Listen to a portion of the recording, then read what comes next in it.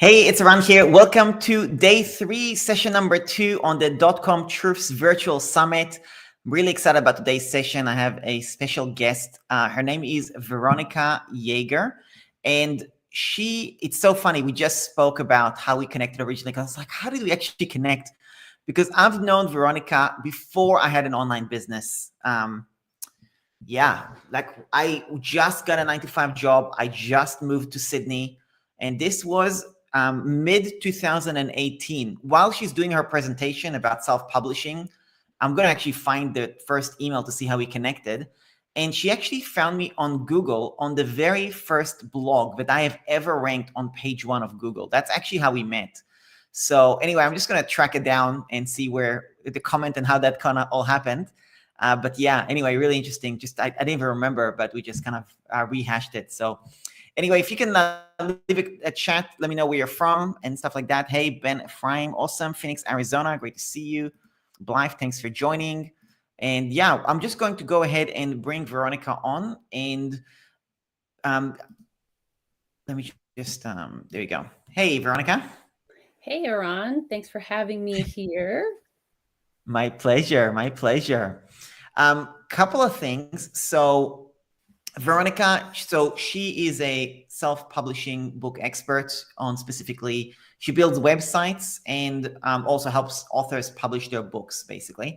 And she helped me publish my book, Beginner's Guide to Email Marketing. And she's my go-to person. I think I even paid in advance for my next book. I don't even know what that book is, but I think I was like, Veronica, you did. Shut up and take my money. Yep, and it gives me an excuse to keep hounding you. Come on, come on. That's right. When's that next book coming? That's right. That's right. So, and it's interesting because I love the done for you model. I love, doing it with people, building people's websites. And I told Veronica when I paid her for the first book, I want you to do the formatting of the book and all that. I want to see it. And we ended up doing it on like Friday night, my time, between 2 a.m. and 6 a.m. my time on a Saturday morning or whatever. Yeah. But by 6:30, my book was on Amazon. And honestly, it was like, I was actually like really surprised that it happened so quickly. But I was watching her do it. And I remember paying attention for the first hour, kind of seeing it. I'm like, wow, it's so fascinating. By the time the first hour was done, I was like, oh my God, I'm just happy that she's doing it, not me, because this is so not my jam, but she's like super proficient. And it was really fascinating because that's how I do websites. People are like, oh my God, this is so amazing. He's doing the websites. And it was just so good to see it the other way. So awesome. That was my jam. I was totally into it. Always am. So that was fun. Totally. Han, New Orleans. Awesome. Hello, Veronica from Ben. And you really like the music at the beginning? Yes, I know, right? I liked it too. It's all very, very cool little intro, isn't it? Yeah. Okay, while you are doing your presentation, because Veronica has a presentation, so she's going to go through that. I haven't actually seen it, but I wholeheartedly trust she's got an amazing presentation. And she's got a membership for authors as well. And she's a freelancer. So I love the fact that she's a freelancer. She doesn't just teach people, she actually does work. Like she actually works, and I saw her work, and it's, she's a real pro. So I'm really excited to have her on. And I'm sure you're going to learn a lot. Hello, Lisa from New Jersey. Awesome to have you. And I'll let her take it away, share her screen with the training. And I'm going to track down that blog post to see how that happened. That'd be interesting, and see how far back it was too. It was 2018 because I know my times. And I remember the first time we spoke, I was in a coffee shop. In a coffee shop. I remember it was Saturday morning. I remember it vividly. Anyway, there you go. We had to use the time calculator to calculate your time versus mine, because I didn't want you to have to be up too early, but I don't remember what time you had to be up. But that's right. Yeah. And I had a 9-to-5 job at the time. I had no online business. I was just starting from scratch again. I was in 55K debt at the time, no online business. And I think I was trying a YouTube channel. I was writing blogs, and I was just trying stuff. And like I had nothing, like literally nothing. I wasn't even building websites at the time, like nada. So anyway, there you go. We'll see your transformation, that's for sure. Yeah. Okay. So let's see. Well, welcome everyone. Let's see. Blythe, welcome. Ben, Teresa, Han, thank you everyone for being here. Lisa, Legacy of Light, Cindy, awesome. So real quick, I'm gonna ask a quick question. Anyone here can you type in the comments what stage you're in? Like you have an idea for a book, or maybe you've started writing, you have no idea, or maybe you are a published author and you're kind of wanting to know ideas. Maybe you were published traditionally and you want to go self-published. So if anyone has any feedback, notes, comments, post that, and that'll help me know kind of how to gear my presentations.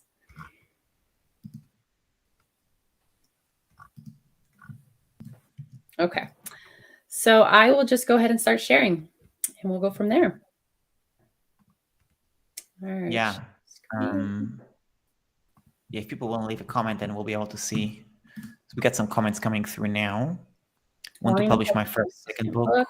Okay. Great. Mickelson working on the outline. Awesome. Okay, great. Well, let me start. Okay, and I will double check the questions throughout the process or throughout the presentation. But what I'll probably just do is kind of go through this, and then at the end, I will ask if anyone has some questions, and we'll kind of go from there. So this presentation, it's a condensed version of my free PDF guide, self-publishingfreeguide.com. So if I go through this pretty quickly, you can just go to that self-publishing free guide and get the PDF of basically everything I'm going to go through here. Who am I? My name's Veronica. Ron kind of did a quick intro of me, so I don't need to spend too much time on this. I've been in the industry nearly 15 years. I'm also the current president of the Colorado Independent Publishers Association. So it's regional, but we have members all over the country, especially with Zoom. That's been kind of nice. Yeah, so that's me. Now, before I do that, so real quick, you know, in terms of when you're going to think about getting a book done, what are some projects that you can work on? So obviously, you know, one of them is if you want to leave a legacy. You know, maybe you want to get a memoir written for your grandmother and have a book that you can publish for your family. So you have no incentive to get it marketed. You just want to get the book out there just for your family's sake. So that's one project and one way to get a book out there. Another one might be a business card. So if you're in the business world, if you're a consultant, a trainer, if you own a business, you should really consider writing a book for your business. You know, maybe something to do with, you know, maybe you're oops, hold on, here we go. Let's start that again. Maybe you're a trainer, a personal trainer, and you want to write a fitness book. That book could be a great business card for you. And it doesn't have to be that long. I mean, it can be 150 pages, just something, a high-level overview of nutrition, for example. And, you know, you obviously don't want to give them the entire secret sauce. You want them to come back to you. And so you would have a call to action at the end. You know, if you like this book on nutrition and maybe you want to take a deeper dive, reach out to me. And this is where you would bring in someone like Aaron to build out a funnel for you so that you can use that book as that incentive to get people to come back to you for your business. And then, of course, you know, you just have some stories in your head and you want to write a novel or something. That's always fun. They always say that the best book out there hasn't been written yet, and it's in your head. So you can definitely be that one to get that book out there. So, all right. So let's say you have thought about your book and you've got your manuscript. What do you do next? So ideally, you do want to have your manuscript edited. You can hire an editor, or you can, you know, use family and friends to work with you on proofreading, but it really should be editing. You should hire an official professional editor. And to be honest, that's probably where, if you're thinking about budgeting, that's probably where you're going to spend the most of your funds, would be hiring an editor. Do you have to do it? No, of course, you definitely don't have to hire an editor. But, you know, if you really want to produce a professional book and look good on paper and get good reviews on Amazon and not have people complaining about, you know, the typos that they're seeing and the language that you're using and the grammar, consider hiring an editor. And so there are three main types of editing: developmental editing, copy editing, proofreading. Developmental editing, that That's more so for novels. I mean, it can be done in a business book too, for sure, but that's mostly for novels. You want to make sure that the book flows correctly, that developmental editors, they're going to help you reorganize it if they need to move chapters around, perhaps rewrite some areas, flesh some scenes around. It's really the big picture look of your story. Does it make sense? Does it flow? Copy editing. So they're going to check for mistakes and inconsistencies. You can think of your copy editor as the technician of your book. They're going to go through, clean up the spelling and the grammar and do a basic proofread. But no matter what you do, if you decide to forgo developmental editing and perhaps copy editing, at least get a proofreader. They're the final step in that editing process. They're the last set of eyes. Now, if you skipped over the copy editor, the proofreader probably is going to do a lot of that, because that's the point of proofreading, is to catch the typos and the spelling that the copy editor may have missed. And proofreading really isn't too expensive. So I would say, if you're tight on a budget, at least consider hiring a proofreader. Okay, and then in terms of the foundation, so you've got an editor working on the manuscript. Now you should consider establishing a publishing entity. Now, disclaimer, I'm not a lawyer, so definitely, consider talking to a lawyer or at least your bookkeeper or accountant to discuss if creating a legal entity would be right for you. The usual legal entity that my authors or an author in general would get is an LLC. They're the simplest ones to set up. But you could also just do something completely simple as setting up a DBA.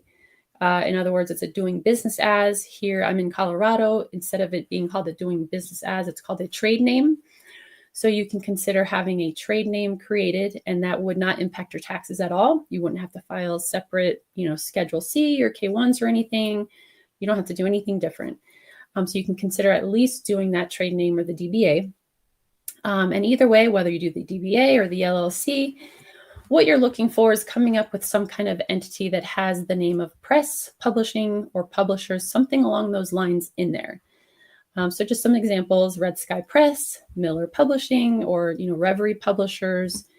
So those are some things to think about, because ultimately when you're going to go through this whole process, and so after the manuscript is ready and you start working with a layout designer or a cover designer, and you start getting all of your vendor accounts set up for your book publishing, you have to have some name tied to the accounts when all of these accounts are being set up.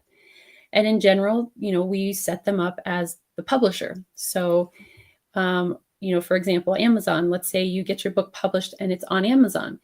You want the publisher shown on your product page, your product details section of Amazon, to say your publishing name.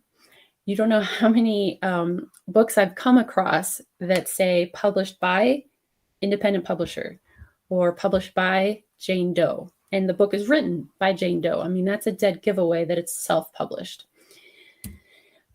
So then the next step, once you've gotten that legal entity or that trade name, so you've got, let's just say, Red Sky Press set up, you want to go and grab some ISBNs. So one ISBN, let me back up.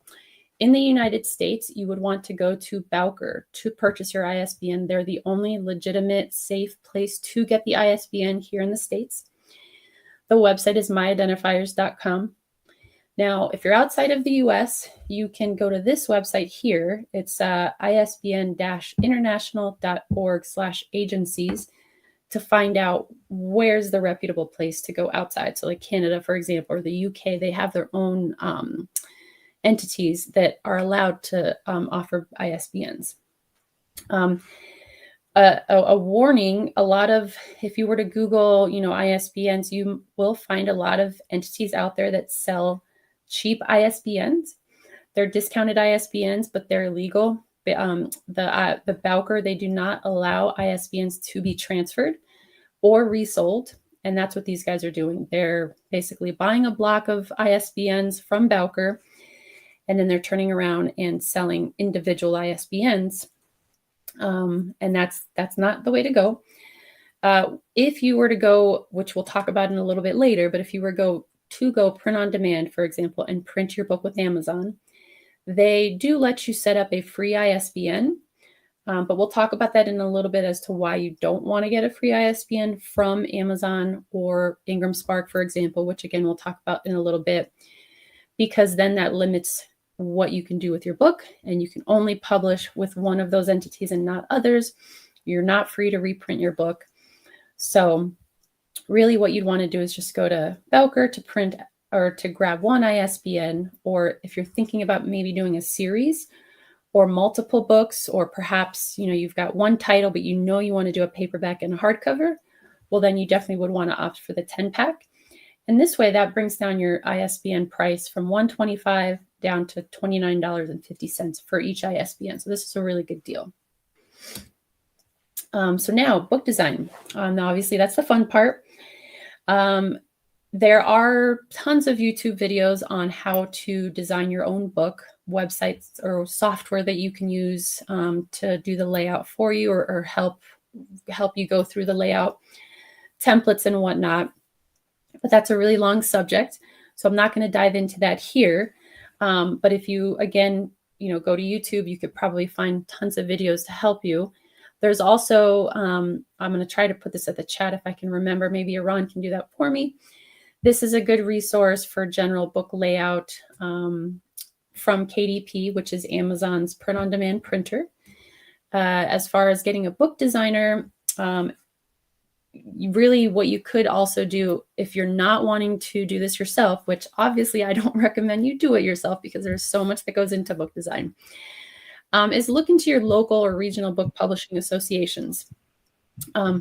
The National Book Publishing Association, they're called Independent Book Publishers Association. If you go to this website, it'll show all of Veronica, I'm just going to pause. I think we're not seeing the screen that you're sharing there when you're trying to share because it's not progressing. What are you seeing right now? Yeah, we're not seeing that.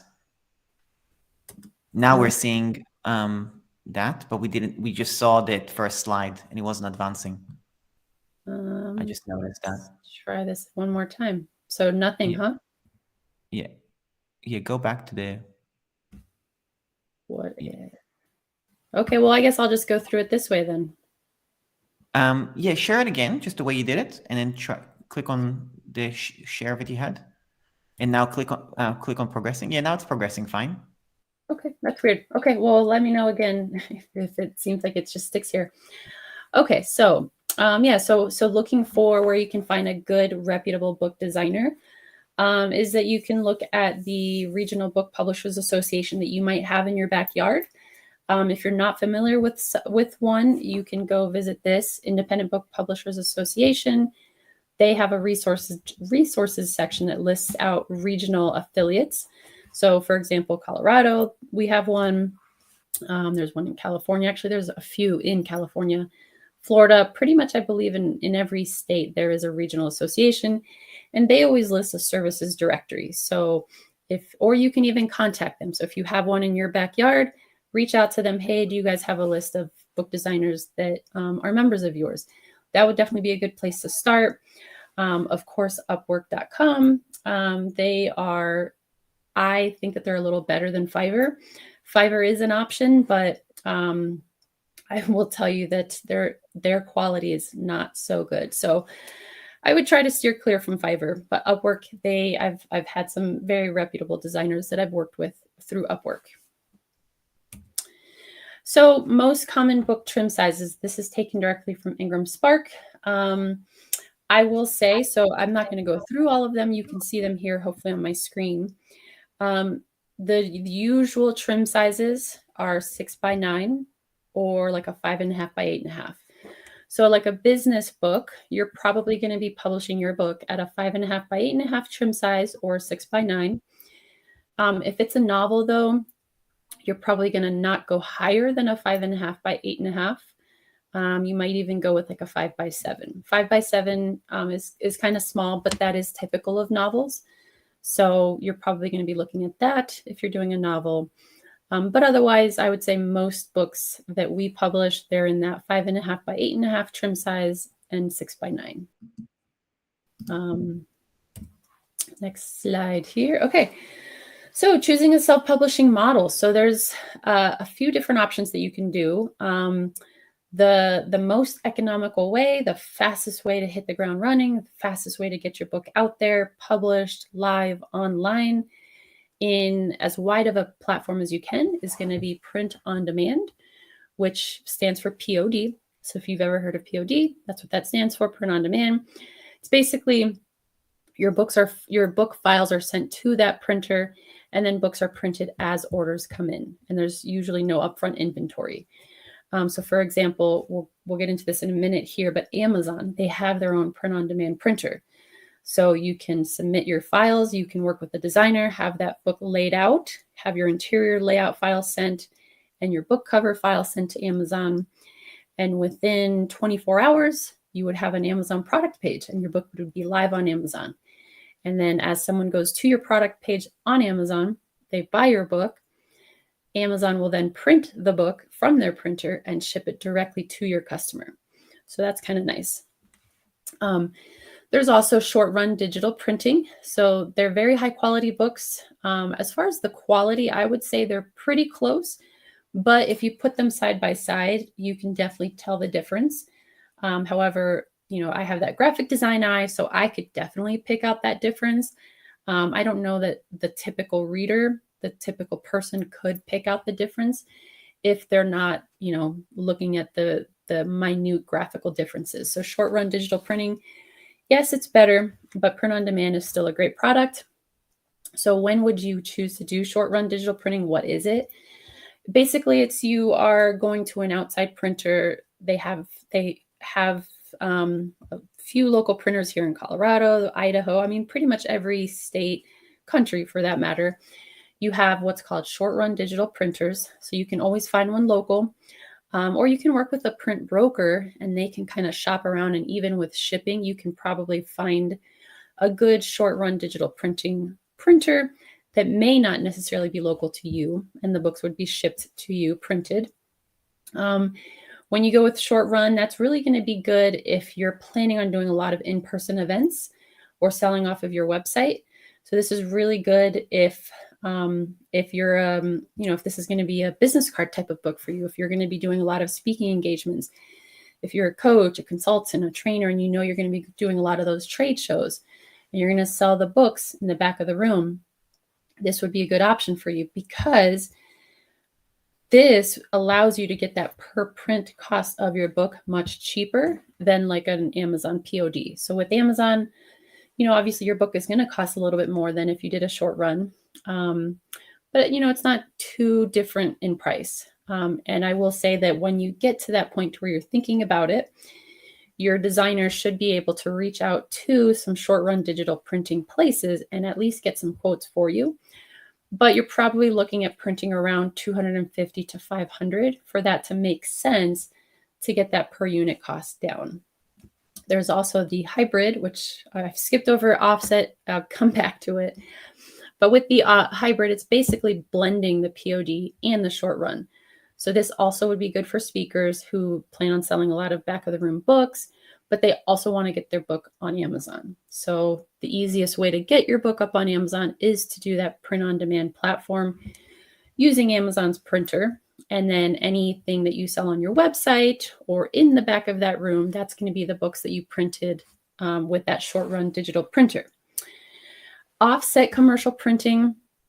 This is going to be mostly for people who are printing children's books or coffee table books, photography books, things like that. It's going to be a lot more expensive, but it's going to be much more higher quality than you're going to get with POD or short run. So if you're wanting to do a children's book, coffee table book, this may be out of the question for you, print on demand. You're probably just going to want to do offset. But again, it just depends on what type of book that is. What versions of your book will you offer? So obviously you can do a paperback, a hardcover. I will say most of the authors that I work with, paperback for sure is going to be the way you want to go. I don't usually suggest the hardcover. Hardcovers, they're expensive to produce. You're going to have the price be super high, and your hardcover is not going to be competitive. And again, this is assuming for the most part going forward, I'm assuming that most of you are going to go print on demand. And hardcover, yes, you can definitely print hardcovers with print on demand, but just know that your hardcover is going to be priced kind of high.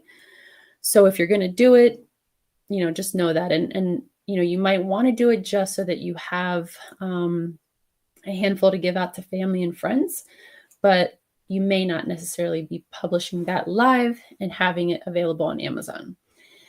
Ebook, 100% yes, you definitely have to have the ebook published. So paperback and ebook, 100%. We'll get into that a little bit more later why, but it just it opens you up to so much more marketing that you can do that you weren't able to do or aren't able to do if you just have the paperback. So the ebook is going to open you up to some promotional options. Draft to digital can do a conversion for you. Upwork can do conversions. Fiverr, again, I put that there because it is a cheap option, but just know you're really going to have to spot check their work because I don't want to sound like I'm bad mouthing them, but just being in the industry, I've seen a lot of work that I know has come from that, and it's just not high quality. But you could always find, a good one, but like I said, you'd have to really spend some time double checking their work. The audiobook, that definitely is a good thing to consider. It's not going to be cheap depending on how long your book is. If it's a short book, so if it's on that 150 page range, you actually could probably get by with acx.com finding a really good narrator for the $200 to $250 per hour for the finished hours. And so you're probably looking at about a 2-hour book. So that could be economical for you. So I would definitely think about that. If it's a longer book, 6-10 hours, then maybe see how your paperback and your ebook sales go first. And maybe if you can get yourself to that $1,000 threshold of sales, then that's kind of some social proof. People are really liking the book. They're buying it. Then you can consider spending a little bit more money for the audiobook. Okay, so with print on demand, so now this is where this is my favorite topic to get into is print on demand. I love going print on demand. It's easy, it's simple, and it gets you out there in so many platforms. So Amazon, I mentioned Amazon has a POD printer. That platform is called Kindle Direct Publishing. So if you've ever heard of KDP, that's what that stands for, Kindle Direct Publishing. And it's a little misleading because it says Kindle in the name, but you can publish paperbacks and hardcovers, not just the Kindle. There's another platform that I always publish my authors' books in with as well. It's called Ingram Spark. And the reason we do both is because, let me back up. So Ingram Spark, they're an international printer. If you were to walk into a Barnes & Noble, for example, and let's say you had a book published, no matter how, it doesn't matter how you published it, but let's just say you had a book published and you walk up to the manager at Barnes & Noble, your local Barnes & Noble, and you're like, hey, I've got this book published. It's doing really well. I'd love to do a book signing. The first thing that they're going to ask you is your book in the Ingram catalog? And that's what Ingram Spark gives you. Ingram Spark is owned by Ingram, and Ingram, that database that I mentioned, it's a worldwide database that all bookstores access when they want to buy books at wholesale for their bookstores. So if I open up a boutique bookstore and I want to start buying some books at wholesale, right? Because obviously I need to make money. So I'm going to buy books at wholesale. I would go to the Ingram database, buy all of my books, and then sell them at retail inside my store. And so that's what Ingram Spark is. We can set up your book through Ingram Spark, and it will be available with all online retailers. Most of them. Most online retailers pull in their database from Ingram Spark. Amazon included, barnesandnoble.com. So if you publish your book through Ingram Spark, within 2 days to maybe a week, your book will start to show up on the barnesandnoble.com website. Here in Colorado, we have a really popular book chain. It's called Tattered Cover. You go to tatteredcover.com, you would find your book there. So most online bookstores, if we push your book through Ingram Spark, your book will start to show up on all of those platforms. Walmart.com as well. Now, when we do that, there's one trick is they ask when you're setting up your title or your designer setting up your title, what percentage do you want to offer for discounts? Because remember, the bookstores, they expect a discount. And most bookstores, they expect at least a 40% discount. So what you have to set up in that section is 55%. And the reason for that is because Ingram Spark keeps 15%. So whatever you put in there, Ingram Spark is going to keep 15% off of that. So we set it up at 55% so that Ingram Spark gets their cut, and then bookstores get their 40% discount. Now, that brings me back to why we do Amazon Kindle Direct Publishing as well, because they also are a POD printer. And so you might be thinking, okay, well, Veronica, you said Ingram Spark also pushes my book to Amazon. Why do I need to go to Kindle Direct Publishing? The reason for that is because you're going direct to Amazon. They have preference.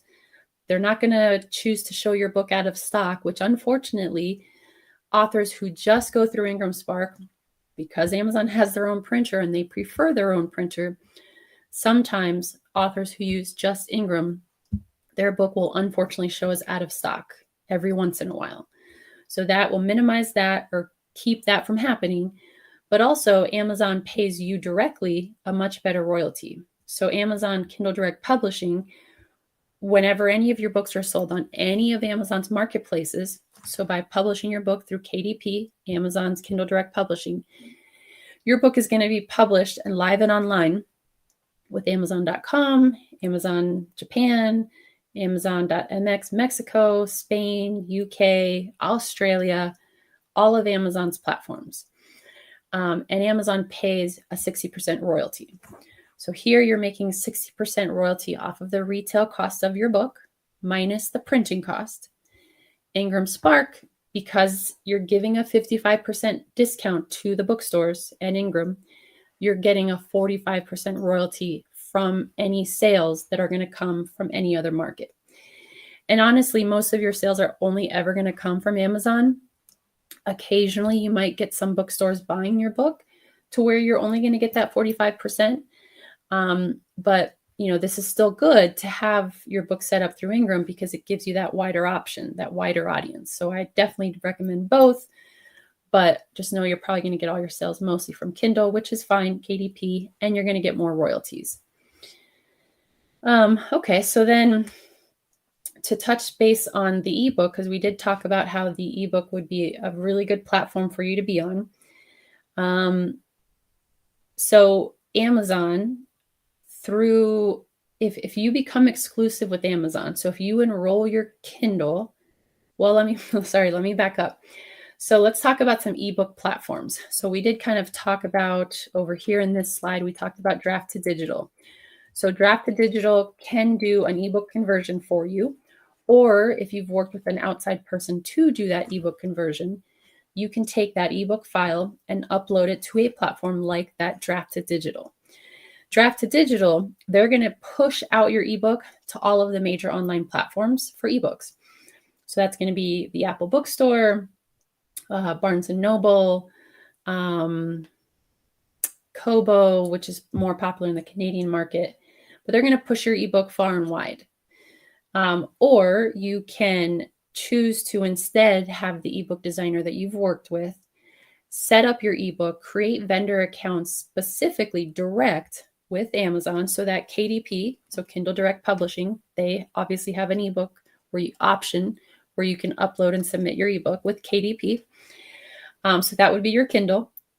And then your ebook designer can get an account set up for you direct with Barnes & Noble Press so that your ebook can be on the Barnes & Noble Nook. For anyone that may have a Barnes & Noble Nook, that's how you can get your book onto the Nook platform. Apple. So Apple's a really good platform. A lot of people read their ebooks on iPads. So that would be the Apple iTunes store. By going direct with those marketplaces, then obviously you're going to make more of a royalty because Draft to Digital will keep a cut of your sales. Also, though, I don't recommend Draft to Digital because the publisher will show Draft to Digital. I don't think it's called Draft to Digital, but whatever their upper level publishing company name is, it will show that as the publisher. next to your ebook. And because, we're trying to be as professional as we can when we're doing self-publishing, we don't want to be a dead giveaway that we're a self-published book. If you go direct to those marketplaces, then it can show your publishing name. So that Red Sky Press, for example. Now, that being said, all of the authors I've really ever worked with, all of their sales have really honestly ever come from Amazon. Now, there are people that, it's that big elephant in the room. I hate Amazon. They take too much sales. So I don't want to be exclusive to Amazon. Okay, that's fine. You can go direct to those other markets that I mentioned, Barnes & Noble, Apple. Kobo's another good one. But like I said, Amazon's really going to be where you get all your sales. So one of the benefits that they give you, if you choose to be exclusive to them only, there's a platform called KDP Select. So when you or your designer, your ebook person, is setting up your ebook on Amazon's platform, there's an option after they put the pricing in to select KDP Select. You'd have to be exclusive for them for 90 days. But the benefit, the reason why this is great is because your Kindle will then be enrolled in a platform called Kindle Unlimited, which here's an example of Kindle Unlimited, a book in Kindle Unlimited.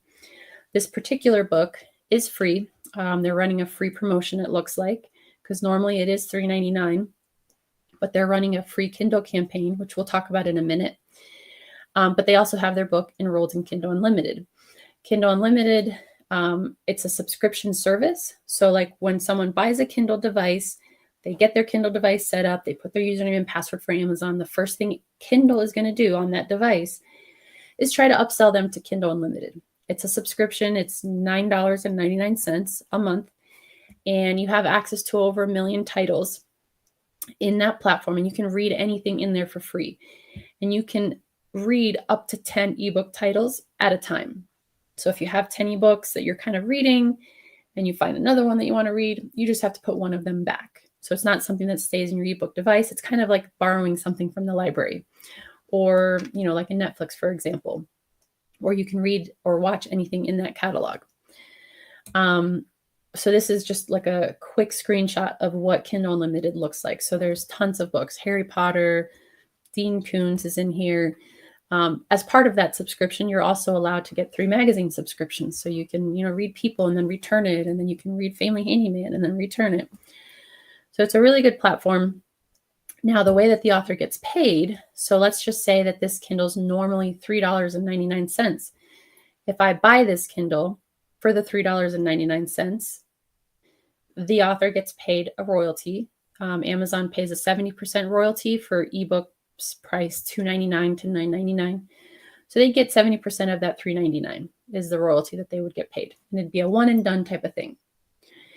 Or if someone has that Kindle Unlimited subscription and they click read for free, the author gets paid as the person reads the book. And it's live. So for example, if you have your book enrolled in Kindle Unlimited, you can pop into your account, your backend reports, and you can see at any day's time frame if anyone is in Kindle Unlimited reading your book. And it'll say, oh, you've had 50 pages read today or 300 pages read today. And it shows you, yesterday, the day before. So they have really good reports. But Amazon pays you a piece of the pie, basically. So as the reader reads the book, every page, you get paid per page that the reader reads. So you are still getting paid. So that's nice. The other thing that enrolling your Kindle in KDP Select gives you, Amazon lets you run one of 2 promotions every 90 days. One is a Kindle countdown deal. So in this case, if the ebook was priced $3.99 normally, a Kindle countdown deal, they may drop it to 99 cents.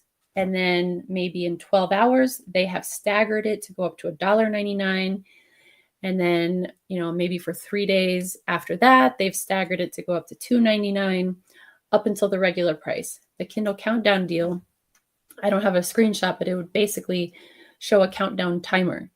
And I would say today the Kindle's 99 cents and tomorrow or in 12 hours or in 2 hours, it's going to go to $1.99. So it kind of creates that sense of urgency for the reader that comes here. They're like, oh, it's 99 cents. 2 hours, it's going to go up to $1.99. Let me go ahead and buy it right now. So that's a promotion that you can run. The one that I really like is the free book promotion. So that, in this case, this is a free book promotion. The author is offering the book for free. Now, I don't know if you've ever come across, if you've ever heard of perma-free. That's where an ebook is permanently free. You technically, there is a workaround, but really you can't just set up an ebook in Kindle on Amazon and tell Amazon that your book is free always. They don't let you do that. You have, the lowest you can price your ebook is 99 cents. But they do give you that free promotion option, and you can promote your book as completely free for a period of up to 5 days, once every 90 days. So why is that? Why would you want to give away your Kindle for free? Well, here's why. So I'm going to show this. And Iran, if you're listening, if you don't see this next screen with the video, please do let me know. Yeah, free Booksy. Perfect. Okay.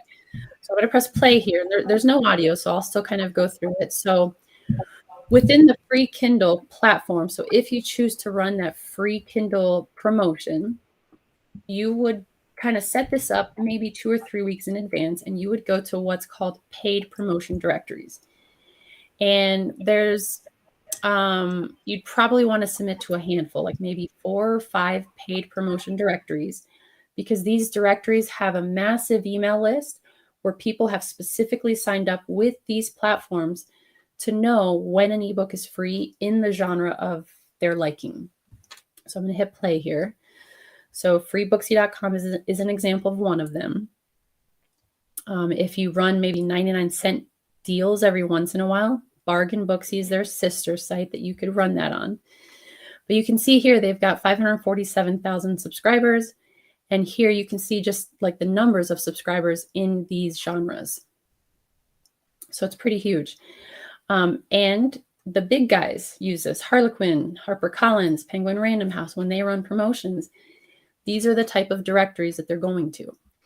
So, okay, so let's say you have come up with a promotion and you are going to promote this Kindle for 5 days. You would go to that directory, you'd go to a few others, and again, it's done in advance. So you'd pick a date out into the future, maybe 2 weeks. So let's just say October 15th. You would tell all of those directories, my Kindle's going to be free on October 15th. I personally like to stagger them. So if I choose 5 directories, I might do 2 on October 15th, 2 on October 16th, and maybe 1 on October 17th. And it stays free October 18th and 19th, because you're going to get those stragglers, those people that didn't necessarily open the email on the 15th, and they're coming in on the 19th, checking to see if the Kindle's still free. You can usually get around 1,000 to maybe 8,000 downloads during that time frame. So you're getting a huge rush of downloads of people downloading your Kindle on that time. And the reason that's beneficial is, well, one, you can become an Amazon bestseller in that time frame, because let's see if this works. So this here, if you can see my second slide, going back to the basics, on the right here where it says bestseller ranks, when you run that free Kindle campaign, you're going to have your subgenres listed. And so in this case, this particular book, you can't see the whole book, but it's a book, a memoir about the Vietnam War. And so his book, he was ordered to leave a man behind in the Marines. So his book is in censorship. It's in biography of the Marines and Vietnam War history. If he runs a free Kindle campaign, which we did actually last month, I want to say he got about 4,600 downloads. He shot up to #1 in all of these subcategories. And it was just by going to those directories like that free Booksy and a handful of others. And he shot up to #1. So then you can call yourself an Amazon bestseller. You can market. My book was an Amazon bestseller in biography of the Marines. So even though it may not be bestseller anymore, because it won't stay bestseller, but it's a marketing ploy, if you will. It's a marketing tactic for yourself. But you're going to get a lot of people over time coming back and reviewing your book. So not to jump around on you guys again, but I'm going to do it. So here he has, 511 reviews. that's for the most part how he was able to achieve that, by running those free Kindle campaigns, and then once a month running a 99-cent special over the weekend. As people start coming in, finding his book, downloading it, they have over time reviewed the book. But where the real magic was, and still is for him, is where they clicked read for free. So a lot of those people that get those emails from FreeBooksy and those other platforms, the people that have Kindle Unlimited subscriptions, they're only ever going to click read for free. They're not conditioned to click buy for free. They're conditioned to click read for free. And remember, if someone clicks read for free, as they start to read the book, you will get paid for it. So A, you'll start to get more sales, and B, your reviews will go up. So I think we're coming to the end here. So publishing your book, submit your final files to your online platforms. So in the case of POD, that's going to be your designer sending it to Amazon, KDP, and Ingram Spark. Now, if you choose to not go with POD and you choose to maybe go with the offset, for your children's book or that short run digital printing, you could get an Amazon Seller Central account and sell your books that way, but it's kind of tedious. You have to submit a box of books to Amazon's warehouses. I think they charge like $39.99 a month plus selling fees. So if you don't go POD, that is the way to get your book on Amazon, through Seller Central. And then your books will be live pretty quickly. And after that, it's marketing time. If you want to take a screenshot, these are some things that you can kind of do a little bit more research on your own, working on an Amazon author page, get your account or your book set up on Goodreads, get a Goodreads profile, build an author platform, an author website, build funnels, which I know Iran talks about, and establish social media. And then if your goal should be to try to get at least 10 Amazon reviews. Once you do, then that's when you would want to consider running that free Kindle campaign. Yeah, so at that point, that's when you would want to think about running your free Kindle campaign to get some more exposure of your book and try and get some reviews from there. All right, so I'm going to look through here and see if anyone has any questions. I do see here Cindy Burns mentioned Book Gorilla. They are a great one. I will see if I have my list of resources here handy. And what I'll do is I'll put, Iran, I can put in the chat some resources, because what I will do is put some other paid directories that you guys can use that are legitimate, because obviously there are some that are not so good. So I'm going to put this one here. They list quite a bit. Let's see. Nope, that's not it. I don't see where I can post something. Just maybe text it to me. I don't know if you can actually. I think maybe text it to me on Messenger. Okay, I will do that. Okay, so yeah, so Book Gorilla is a good one. The Fussy Librarian is a really good one. Fussy Librarian? Fussy Librarian. Book Gorilla, as Cindy said, that's a good one. All right, here we go. Sending you this. The Fussy Librarian. And then Lisa asked for the URLs for the ISBN sites. So Iran, I'm going to send you that. Let me go to that slide.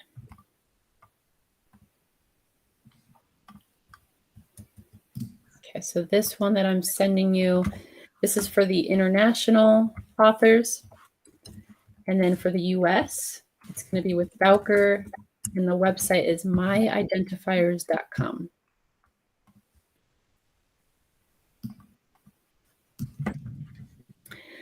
All right, so I see another question in here. How much does a good editor charge? I want to say, depending on how big the book is, you could probably, if it's a small book, if you're thinking about maybe a 150-page book, you could probably get away with a budget of around $1,500 to $2,000. If you're doing like a novel, I would say $2,000 is on the very low end. And on the high end, maybe $3,000 to $4,000. But again, if you go to your local book publishers organization, Iran, I'm going to send that to you too, because they can find their backyard publishing association. They usually have a list of designers that they work with, editors, and you can just feel them out. So usually what you'd want to do, unless you want a book coach, a writing coach, you'll probably wait until your manuscript is pretty good to go. And then you can send that manuscript to a handful of editors. I would probably think of maybe sending them to 3 different editors, feel them out, meet them in person, meet them on Zoom, see if you jive with them. And they usually can do at least the first round, maybe like the first chapter, 10 pages, something like that. They'll be able to give you a free consulting with, like I said, a chapter or something. And then you can see if you like what they say. Like, did they completely chop it up, or did they keep your voice? Because that's something you want to think about too, is making sure that that editor that you work with is able to keep your voice in whatever they're doing to your manuscript. Cool. What is this link about this MailChimp opt-in page? So it's a newsletter. Newsletter, got it. Yeah. Okay. Yep, it's from the Pikes Peak, right? Yeah. Now, there's a good request here. If we can go back to the slides as well at the beginning, just so we can kind of see them, just to make sure we didn't miss anything. Sure. Yep. Yeah.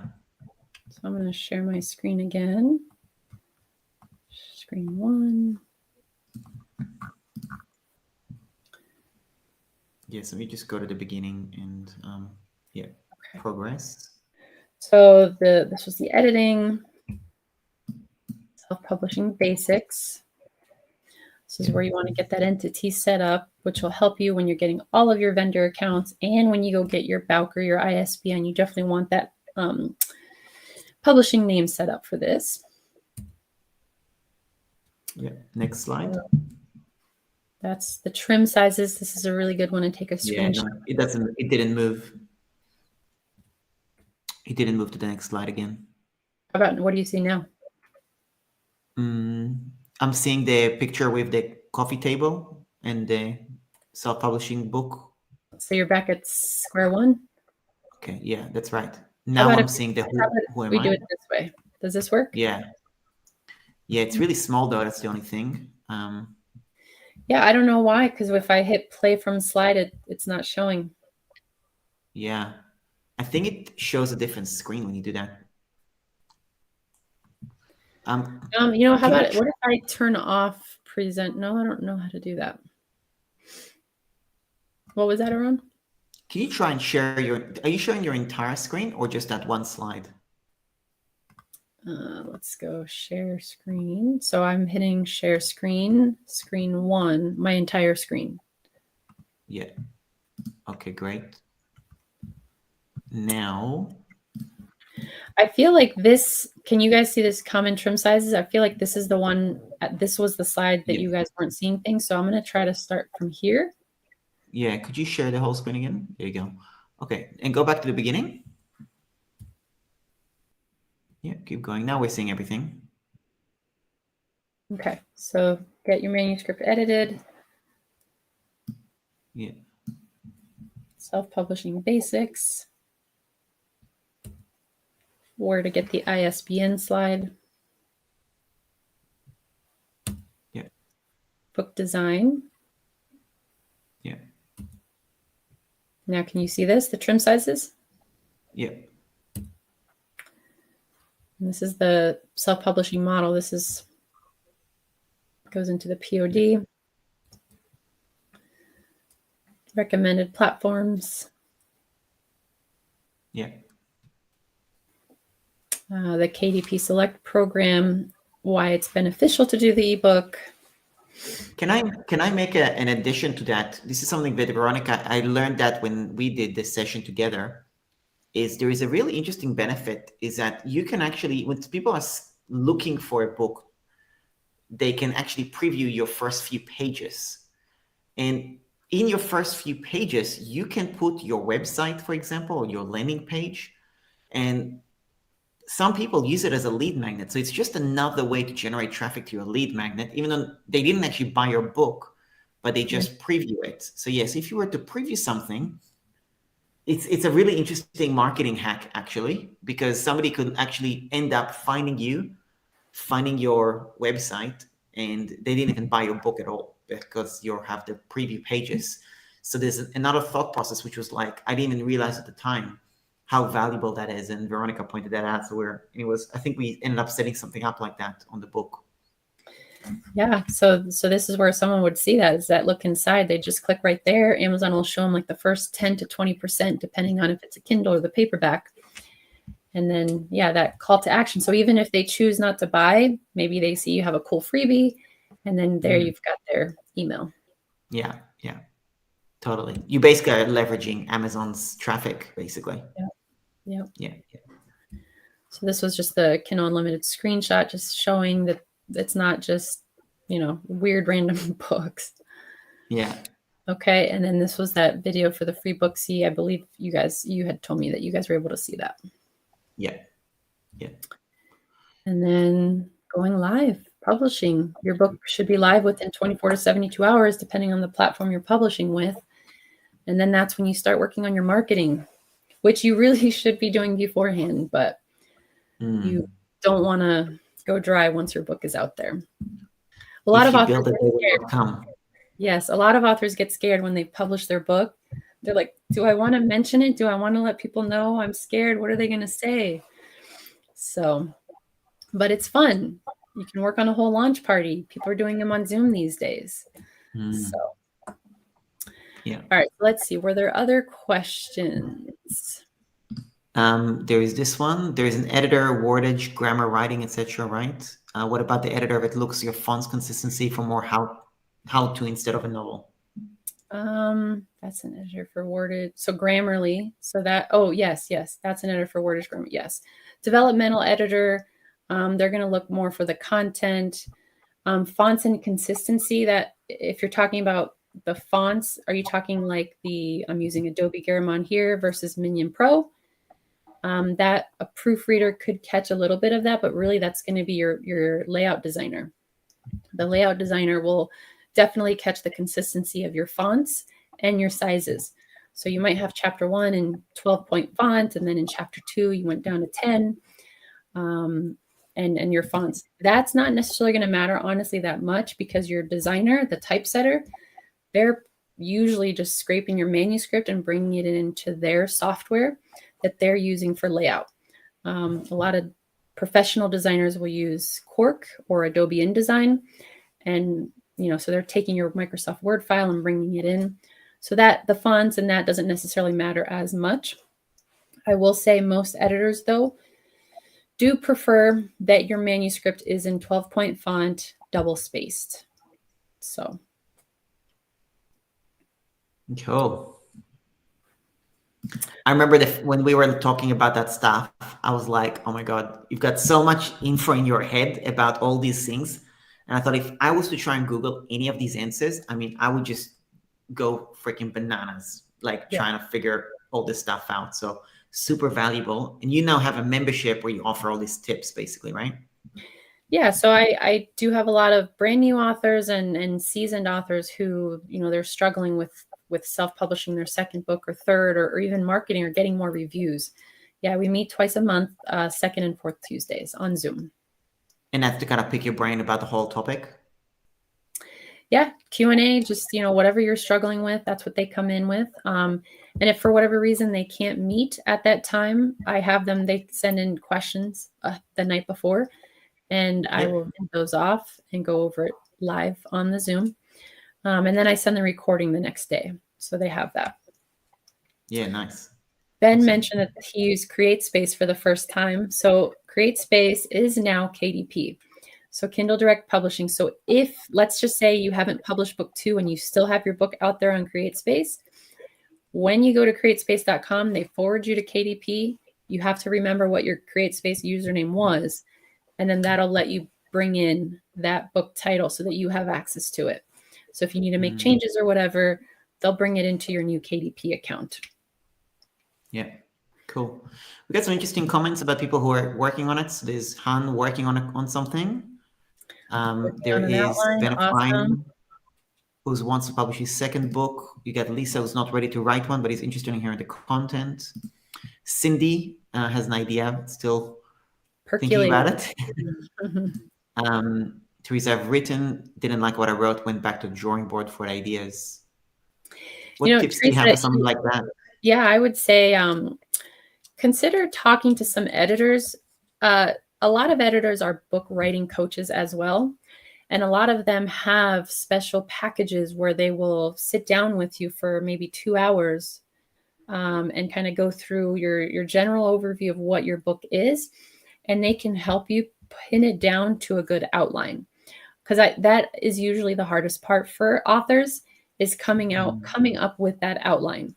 I do have some resources, but again, if you go to those book publishing organizations, that association that Iran should have put in there, and ask them to say, hey, I'm struggling. I'd love to talk to a book coach. They can definitely put you in touch.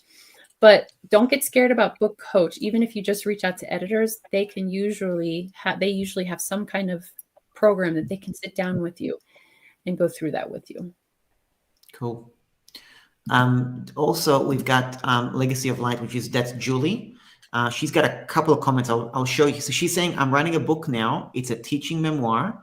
And if you had a question later, is it a good idea to set up my website now with working title while I'm doing marketing during the book writing process? So that's actually a great question. I'm glad you asked that. So marketing ahead of time is awesome. So if you can start marketing your book 6 months, a year before your book, that's great. As far as the working title, if you're going to use that in the URL. So I'm a big advocate of having your website be your name, your author name. So, if it's Cindy Burns or Jack Smith, have your website be jacksmith.com. And if it's a common name and there are other Jack Smiths and Jack Smith's already taken, you could do Jack Smith Writes or Jack Smith Books or author Jack Smith, something along those lines. I wouldn't do your publishing company, although I would encourage you to snag the URL. So if you did Red Sky Press and you're Jack Smith, get authorjacksmith.com. Also get redskypublishing.com and have GoDaddy or whoever just forward it to Jack Smith. And then, as far as the marketing goes, so it's really fun to start building up your reading tribe ahead of time so that when your book is ready to go, you have a tribe. You have, your beta readers who can do reviews for you.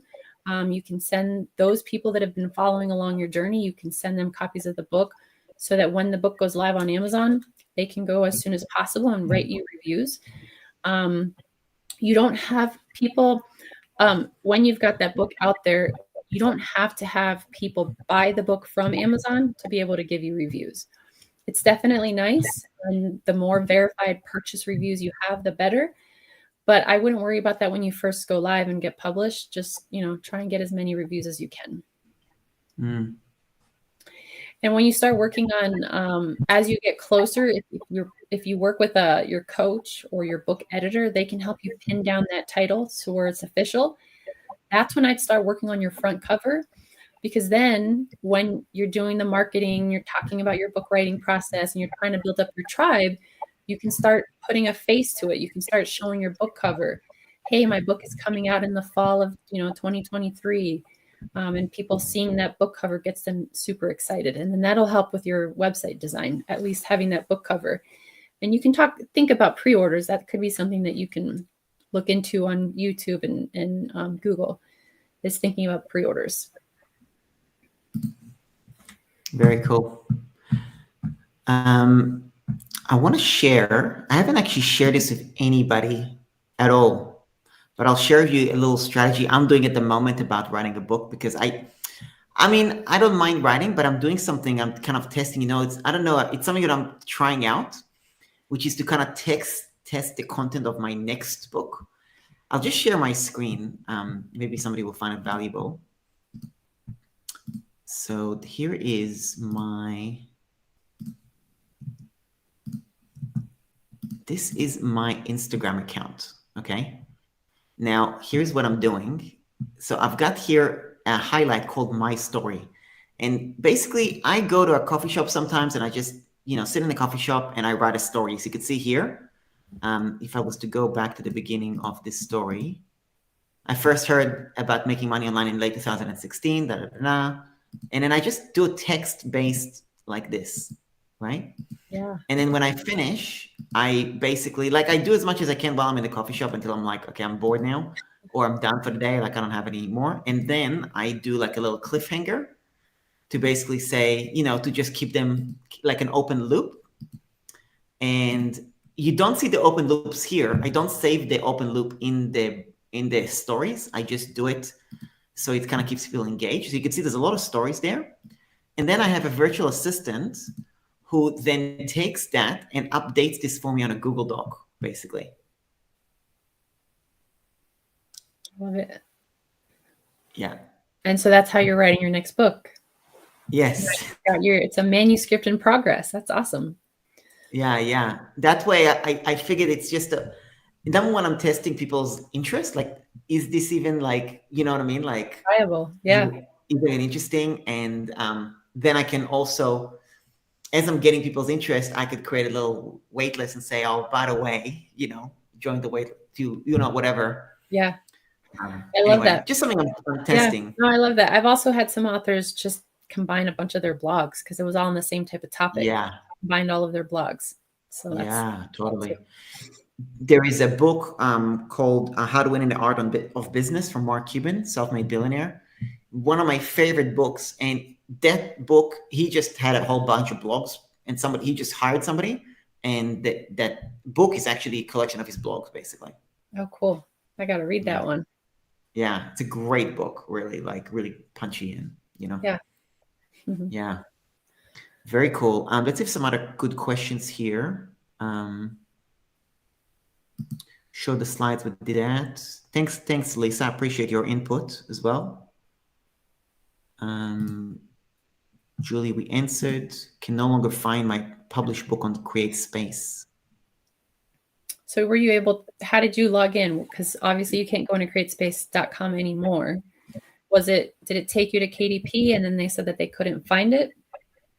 If that's the case, what I would do is, if you can at least find the book on Amazon, I would send the KDP support an email.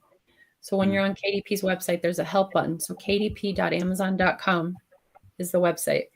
And there's a help button up at the top. And I would just send them the email that you use for CreateSpace and the ISBN number. And then they should be able to help you out, hopefully. Yeah. The URLs. So what we'll do on that also, if you want to just give me a little Google Doc with all the important URLs from the session as well, then I'll share it in an email. So that was, you did post that. That's the myidentifiers.com. That's the one for the US. And then the next link, that's for the international ISBN agency. Okay, perfect. So can't find it on Amazon is what he meant. On the CreateSpace. Well, so what I would just do is go to createspace.com. It should forward you to the right place in KDP, and then it would ask you for your username and password. See if that helps. But if you want, you can email me separately and I can see if I can help you. Yeah, definitely. Awesome. If anybody wants an introduction to Veronica for her freelance services or her membership, just let me know in the comments or send me an email, and then I'll just make an introduction.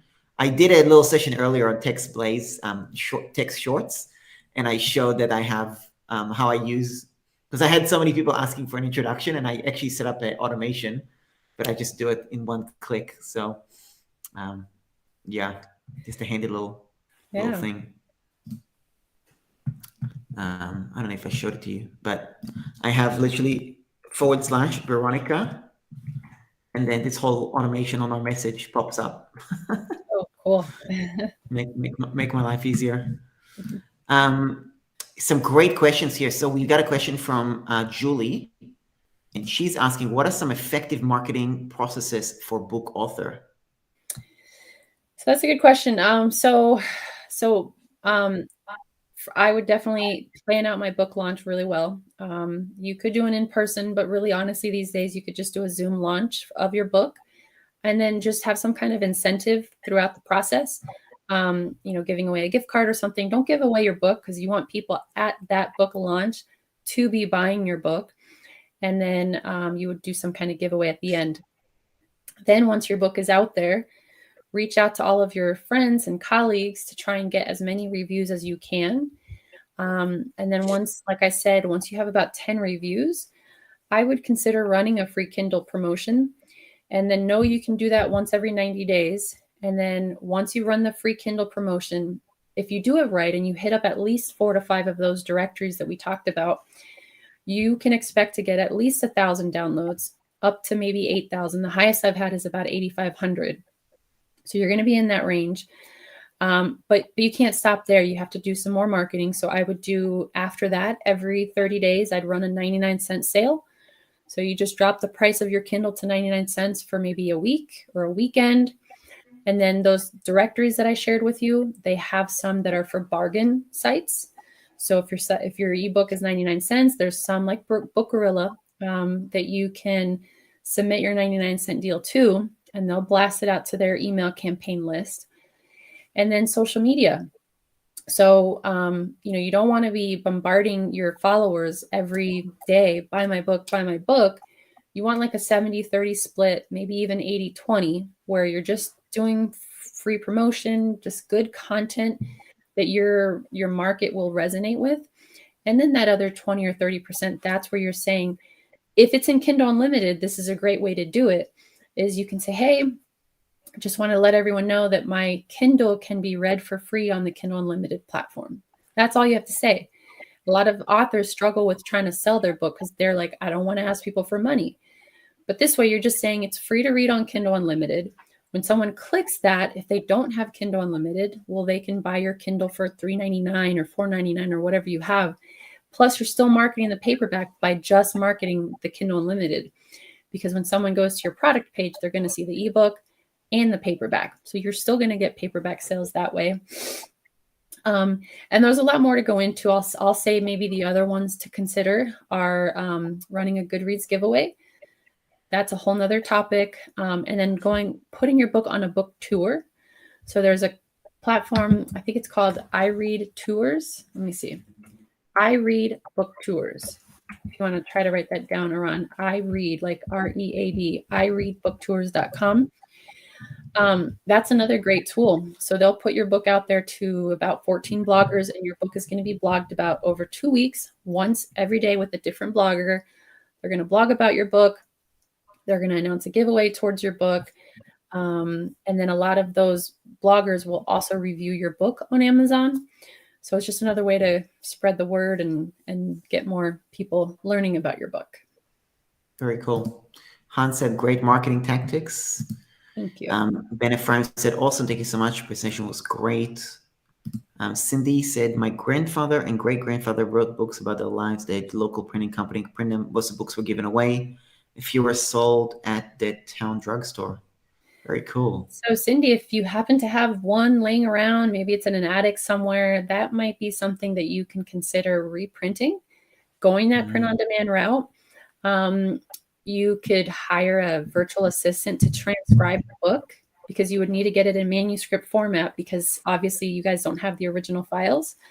But you can hire a VA or go to like a local, I don't know, they don't have Kinko's anymore, but I know that there's still those OCR type services, maybe have it scanned, or just have a virtual assistant transcribe the book and then consider having it republished as like a legacy for the family.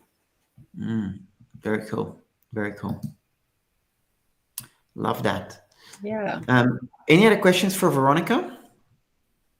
I'm just browsing through to see if there's anything else that I missed. This has been great. You guys have been all asking really good questions. This is great. Yeah, great questions. So yeah, I would definitely think about getting a book published out there, whether it's to leave a legacy behind or to promote your business. So yeah. Yes, I hope Cindy can find that book. Yeah, totally. Thank you so much from Julie. You're welcome. Yeah, awesome. And yeah, I will write a blog. Like I said, I'll do a blog on. Thank you, Veronica, so much to think about this. Look forward to writing a book one day from Lisa. One of the many Lisas. We have a Lisa avalanche in the summit this week. You know, a lot of authors have actually written a book audio. So they've transcribed their book. I've had a couple authors do it that way, where they just couldn't put it on paper, and they just took walks on a recorder. And that was one way to get it published. So yeah. Awesome. This has been great. Thanks for having me, Ron. Yeah, Barbara said it was a great presentation. Also think about and get going. Cindy, I have both. Most of the family does. Very nice. Awesome. Awesome. Something to explore. So yeah, I'll write a little blog post about Veronica and her services and all that stuff as part of the summit, and then include her services. You can check out her membership. What's your price point for the membership again? So it's free for the first 30 days, and then it's $27 a month after that. Perfect. Yeah. So if anybody wants to connect with her on that, just shoot me a message, and then I'll connect you up to check out the free trial and all that. Another question here: would you consider a self-proprietor entity a decent start as a book publisher? Yeah, so you can definitely go that route. That's basically what the DBA is going in as a self-proprietor or sole proprietor. But that's a good way to get started, just to get your feet wet, and then later you can consider if you wanted to do the LLC, if it made sense. But yeah, initially that's a great way to get started for sure. Okay. But as a sole proprietor, I would just encourage you to do that DBA or trade name. Here in Colorado, it's $10 to get that trade name, because that way, like I said, when you're publishing the book, you can say published by. The other thing I didn't mention is, like those bookstores, they won't carry a book on their bookshelf if there's no logo on the spine. So you can create that real quick on Canva, or your graphic designer can, but they need, that publishing entity's name. So if you've got that trade name, Red Sky Press, they can just do something simple, or you can in Canva and put that on the spine. Awesome. There was another good question. Teresa, let me know if that answered your question. Han said, would he suggest on author's rights? So that was directed towards Lisa. Oh, Lisa. Yeah.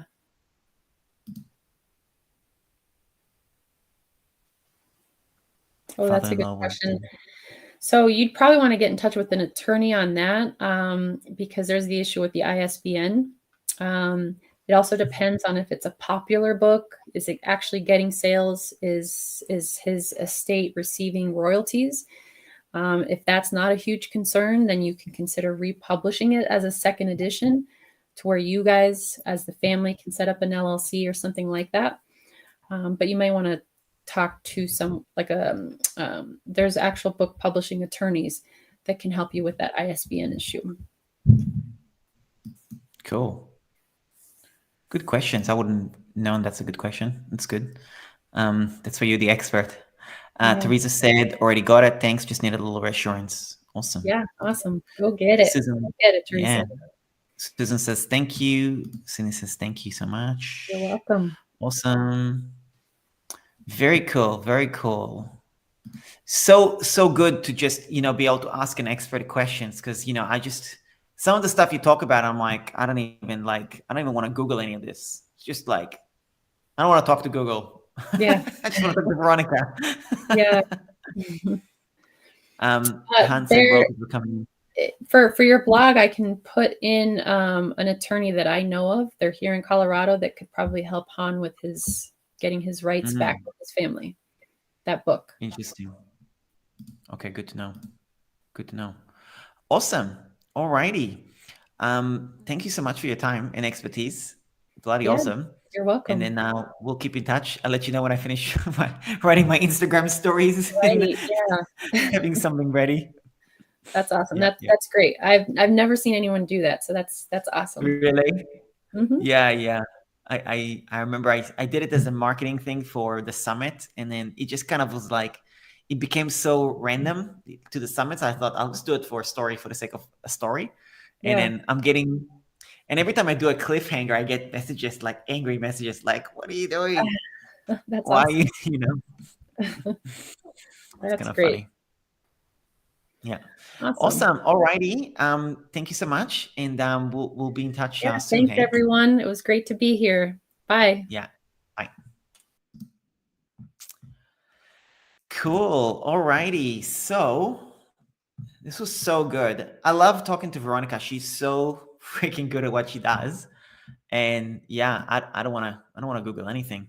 So anyway, hopefully you guys got value from this.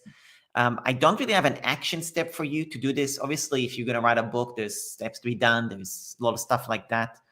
Yeah, definitely. If you want to kind of be in her world, then you can definitely check out her membership. I will just share the link separately.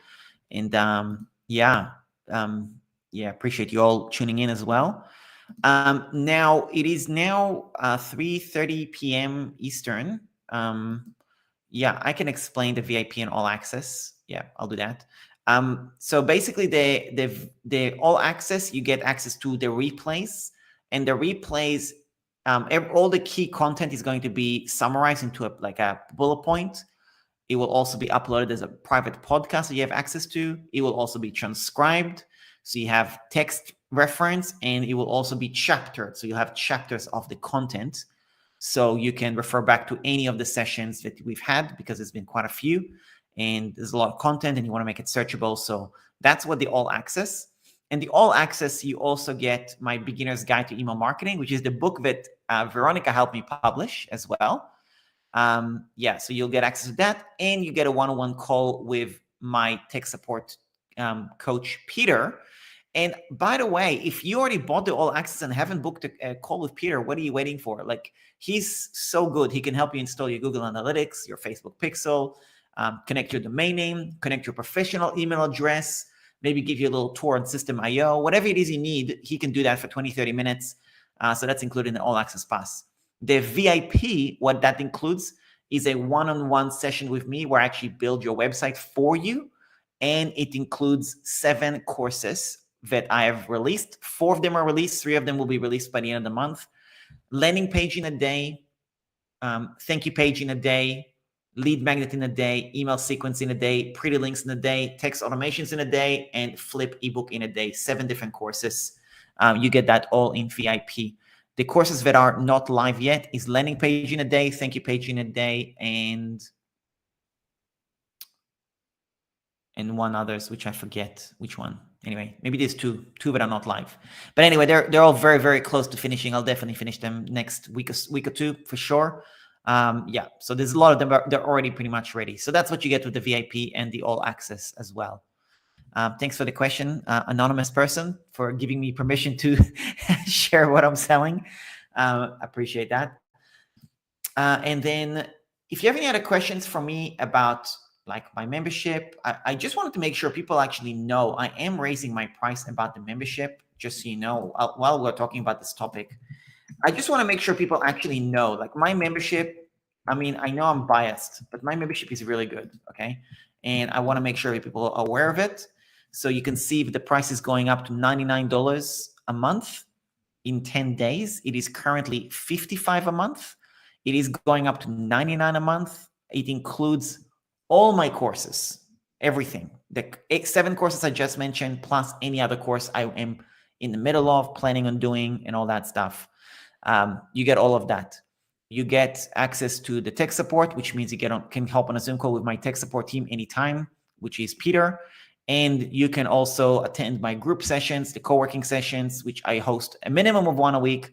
I'm currently doing 3, but you'll get at least 1 a week, and so on. So that's what you get for the tech support. And then we provide an under 24-hour email support. So if you have a question, you send an email to my help desk.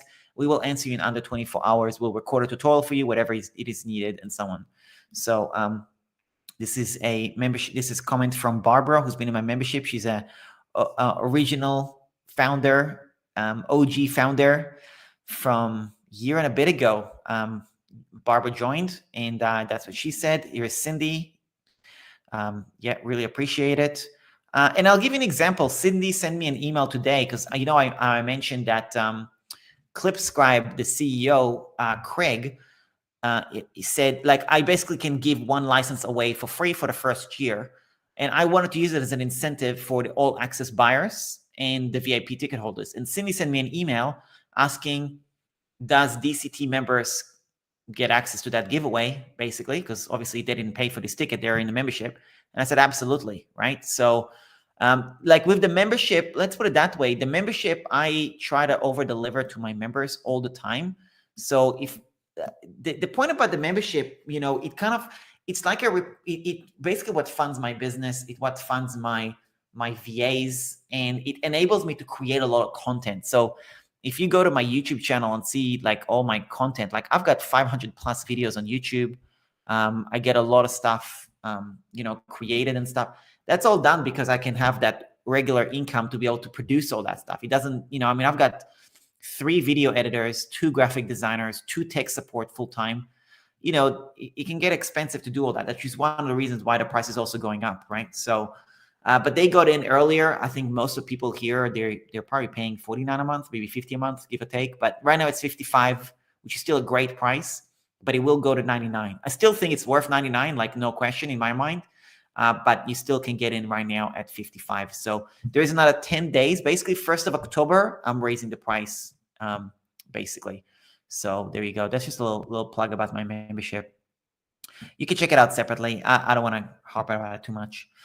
How did I even get on this? I think somebody asked me a question. I got on a rampage because an anonymous person said, "Can you explain the VIP and all access?" So anyway, if anybody has any questions for me, you want to hop on a co-working session, I'm happy to do that. It is now 3:30 p.m. Eastern. If you want to do a little bit of a break, maybe we'll do a half-hour break, and then I'll just be at 4 p.m. I'll be on Zoom. We could just do a couple hours co-working, basically. And then at 10 p.m., we have Phoebe. Phoebe is going to do a session about financial, 10 p.m. Eastern. I already know, like, people are not going to be able to attend this, right? So I don't expect you to attend, obviously, because it's a ridiculous time for you. But she's in Australia, so you'll be able to watch the replay. That's going to be available. But yeah, that's the next session. And she's going to also share a template on how to do your financial planning and financial goals and all that stuff. So yeah, there you go. So that's a little bit about that. That's pretty much all I have for you. If you do want to grab the All Access Pass, this is the link to check it out. You can just go to the Summit Hub and grab it, or you can grab the VIP ticket as well. So there you go. If you have any questions for me, let me know. I'll be in the co-working session on Zoom in exactly half hour. So you could just join me there. That's where we're going to be. Thanks a lot. I don't know if there's anybody else even here, but yeah, thanks a lot. Really appreciate it. And yeah, I'm going to take a half-hour break, and then I'll see you all in the Zoom. If you want to join me and do some co-working, right? Like, if we haven't met, I'd love to meet you. I don't know if I've met, I think I've met most people here, but if I haven't met you, I would love to meet you on Zoom and actually help you and have a chat and so on. That's about it. I'll speak to you soon.